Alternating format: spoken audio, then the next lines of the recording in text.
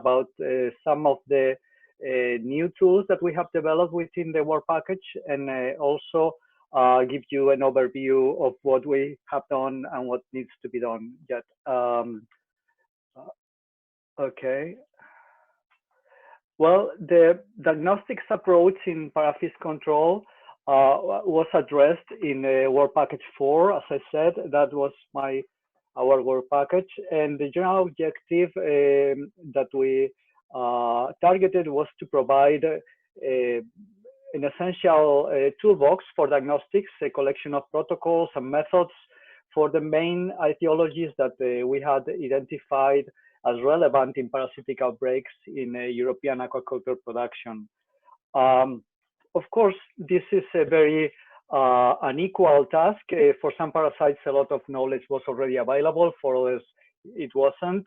And also, the diagnostic approaches are very different depending of the needs of these different etiologies. So the way the work package was organized was in different tasks that would cover, for some selected parasites, we identified the need of harmonize and validate reference methods. There were already a few protocols available, but we wanted to have a reference one and see how it performed in different laboratories.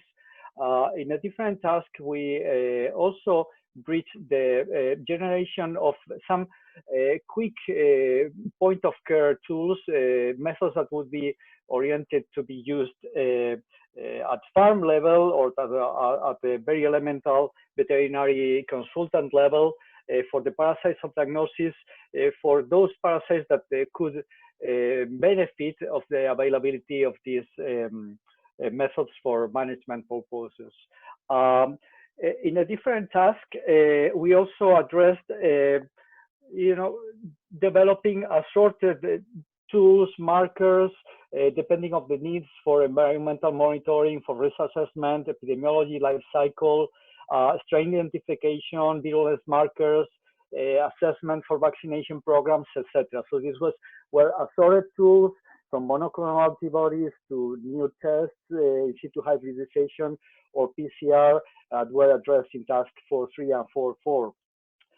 And finally, the output of all the work package is to be channeled into a whole repository of protocols and methods to make the knowledge public for the community.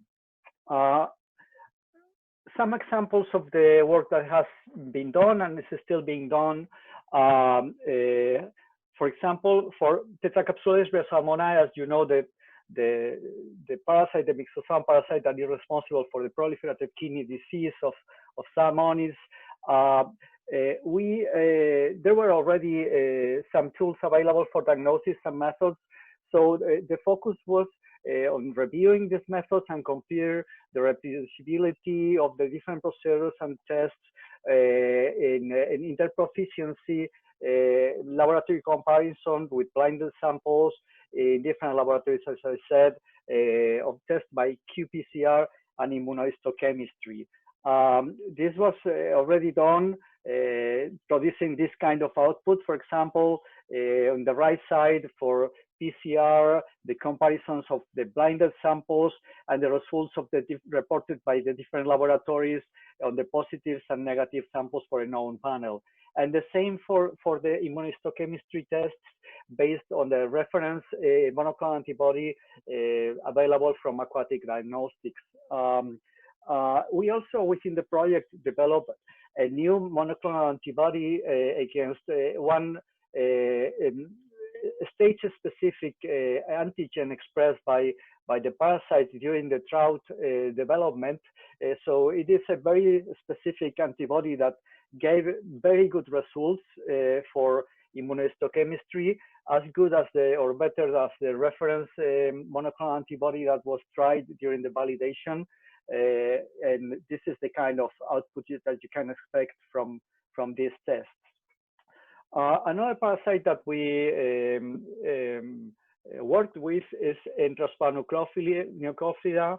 Ariadna talked briefly about it earlier this morning, This is an intranuclear microsporidian parasite, very tiny.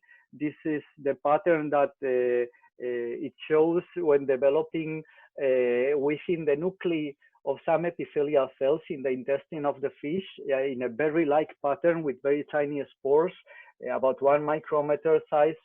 So it is very difficult to diagnose properly with the methods that were available.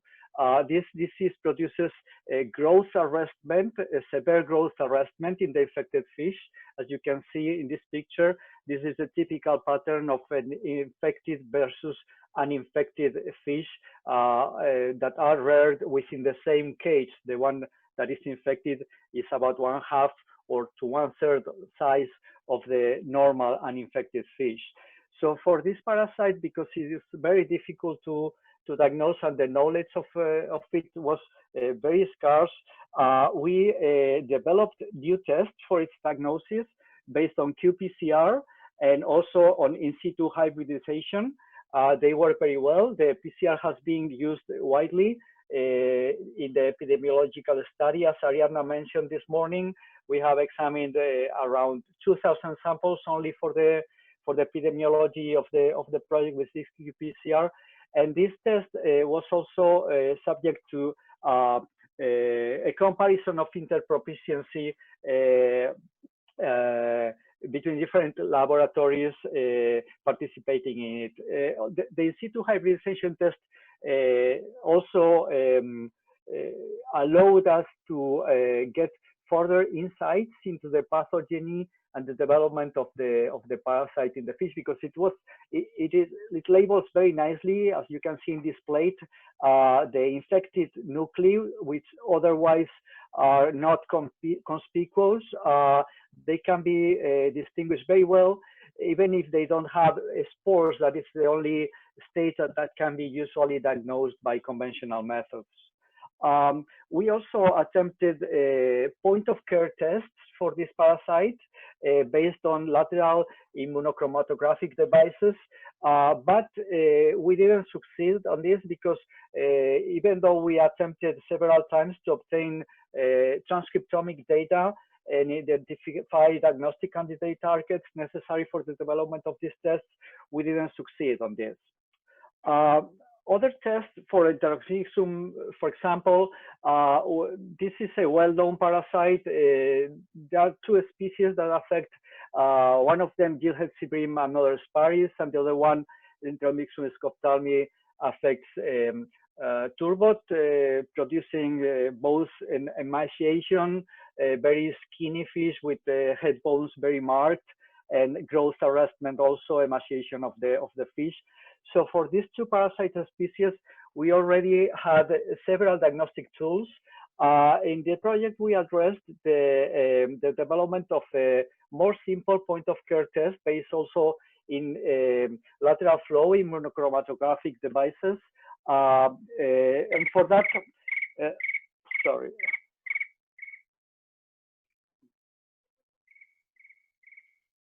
Sorry about that. I forgot to silence the phone. For this, we did a screening of transcriptomic data. We shortlisted transcripts up to 6 proteins expressed commonly in both species with unknown function. These proteins, well, the genes were cloned, sequence verified, selected, further shortlisted for candidates. Finally, we got to 3 targets selected. And we have been working hard on the development of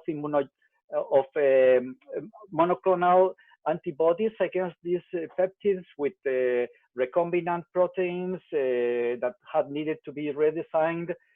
They have been screened extensively, and we are still in the final stages of trying to get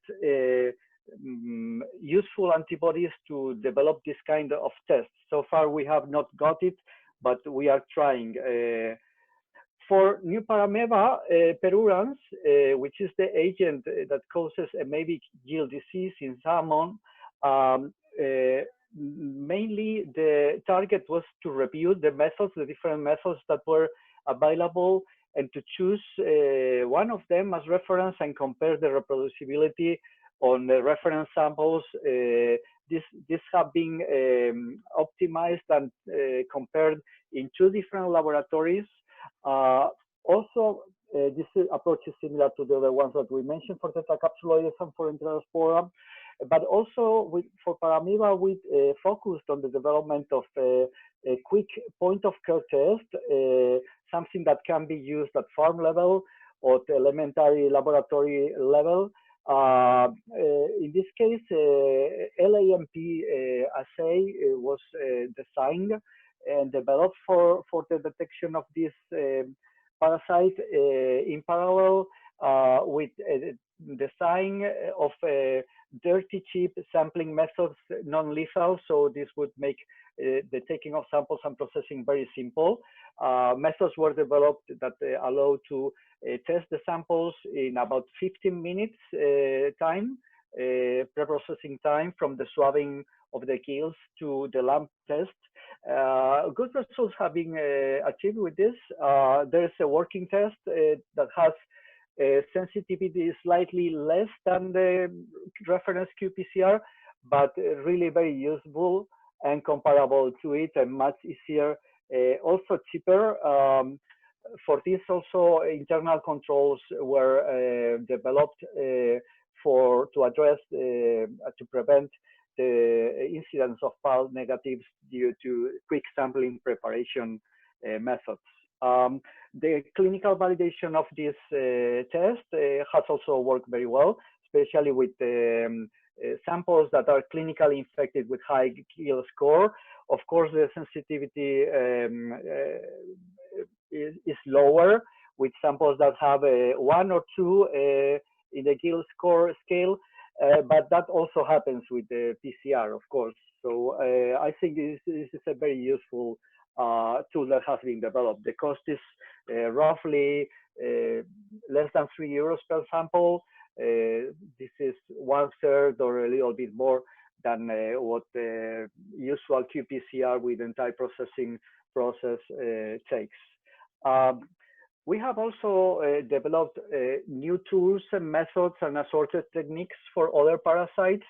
For example, for the ciliate, Scuticociliate Philasterides dicentrarchi, which infects turbot, but also several other fish in Asia, particularly. For this, we developed quantitative detection methods usable for fish and for seawater based on qPCR with very good sensitivity. Also additional tools for genotyping and serotyping of different isolates and analyze further on their possible different differential virulence.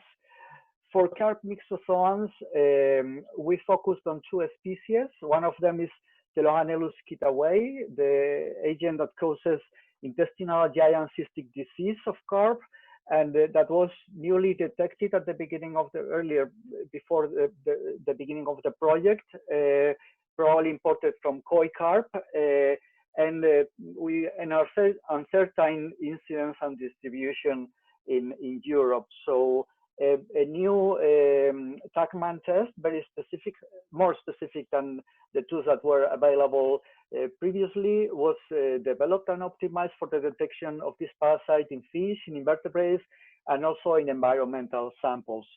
The other species from carp, Enterospora mornari, it causes the gill and skin enterosporosis. Also was used as a target for a new TACMAN qPCR. Was also optimized for environmental samples and in vivo and in vitro proliferation studies. More tests that have been developed and worked during the work project, during the work package in the project in ParaFishControl. For saprolegnia, this was a challenging test because the different genotypes are very similar, but only some of them are virulent, are infected for fish, where other environmental species do not seem to be pathogenic. So the approach that was used in this case was whole genomic screening for the pathogenic species for Saprolegnia parasitica and Saprolegnia declina. And a new test was developed focusing on this, the differences that were found. So the final tests that were developed are very highly specific for both species and also have been optimized for quantitative tests in fish and environmental samples with a very high sensitivity comparable to the other ones that we have been talking earlier. Other test that was also developed was a multiplex PCR test that would be able to discriminate the different fish-borne zoonotic trematodes from the families Opistorchidae and Heterophilidae present on fish or fish products, which is have not very common incidence in aquaculture fish, but they have a high safety concern and impact for the industry in some cases. So in this case, a multiplex text PCR was developed that can detect the different species that are involved or could be involved in zoonosis. So the final output of all this project is to, as I said at the beginning, to develop assorted tools, protocols, some of them optimized, some of them new. Some of them I already presented, others I haven't even mentioned because there's no time for it. But the final output of all the project was to create, of the work package, sorry, was to create a collection and repository of these recommended methods and the description of the new tools relevant for the parasite diagnosis in European aquaculture. So this later on during the project was decided that if we only focused on the species of parasites and hosts that were addressed in the project would be not comprehensive, would be incomplete. So we decided to add additional procedures for other relevant parasites not covered in ParaFishControl. The final output of this is going to be published as a book with an agreement that has been signed with Springer. The title is Parasites in European Aquaculture, a Diagnostics Approach. And this book will be open access, approximately 250 pages. And we are targeting the first trimester of 2021 for the publication. Just to finish, I want to give you an idea, a list of the main contributors to the work package. We have had the European Reference Laboratory on Fish and Crustacean Diseases of the University of Copenhagen, the Technological University, that has been in charge of the interproficiency validation test and the optimization of tetracapsuloides butyrylmonide test. Here at IATS CSIC, we have developed Enterospora Enteromyxum test. We have had in charge the coordination of the work package also. At the University of Bologna, they have developed zoonotic metacercaria tests. At the Institute of Parasitology of the Biology Center of the Czech Academy of Science, they have developed Telohanelus kitawei and Enterospora molnari tests. The University of Santiago de Compostela, in collaboration with CSIC, has been in charge of Pilasterides centrarchi tests.